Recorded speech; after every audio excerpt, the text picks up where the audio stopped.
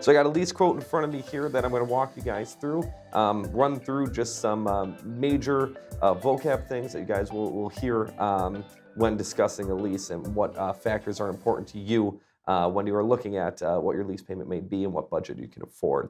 So first and foremost, we have to select a car. So what I've chose for this is a 2018 C300 4MATIC.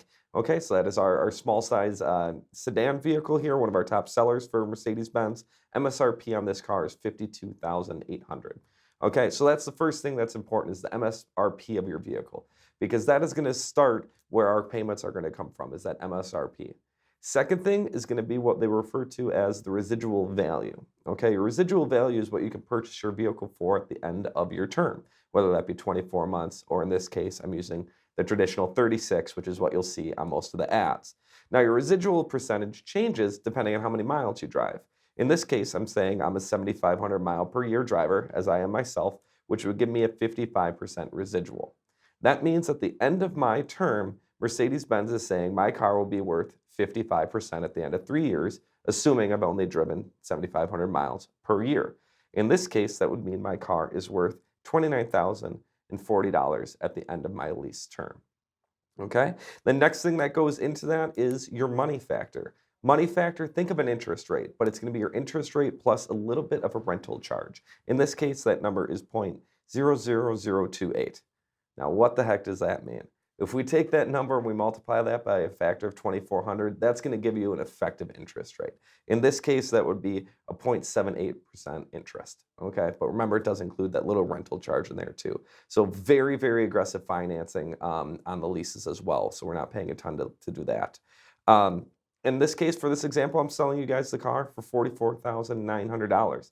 In one of Nick's other videos about our loaner program, we have Sean come in and mention why he leased one of those loaner vehicles. Right there, that discount is a huge reason why. And you'll see that by the time we get to the end of our lease payments here.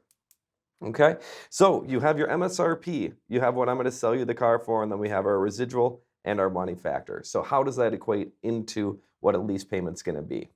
You have your MSRP times the percentage, 55%, means my car is going to be worth $29,000 at the end. So I have that gap. Now what you are going to pay is the gap between what I'm going to sell it to you for at $44,900 down to that residual at $29,000. That number times the money factor is what's going to equal our monthly payments. Now, how can we change those monies that are due each month? One thing would be a cash cap reduction. In many of our ads, you guys are going to see cash cap reductions of $3,400, sometimes $4,500 on the bottom in that little disclosure, right, of how much is due at signing. A cash cap reduction is just an amount of money that you're going to give up front to reduce that monthly payment. In my example here, I'm using a cap cash reduction of $2,000. Now, per $1,000 on a lease, you're going to reduce your payment about $30. I'm taking that $1,000 and dividing it by your term of 36 months equals about $30 that you'll reduce that payment. So in this case, for this lease with the $2,000 cap reduction and then paying up front just your first month's payment and then your DMV fees, would equal a total of $2,770.33 due at signing, would equate to a monthly payment of $458 for your brand new Mercedes-Benz. Doesn't that sound like a pretty good payment on a $50,000 Mercedes-Benz?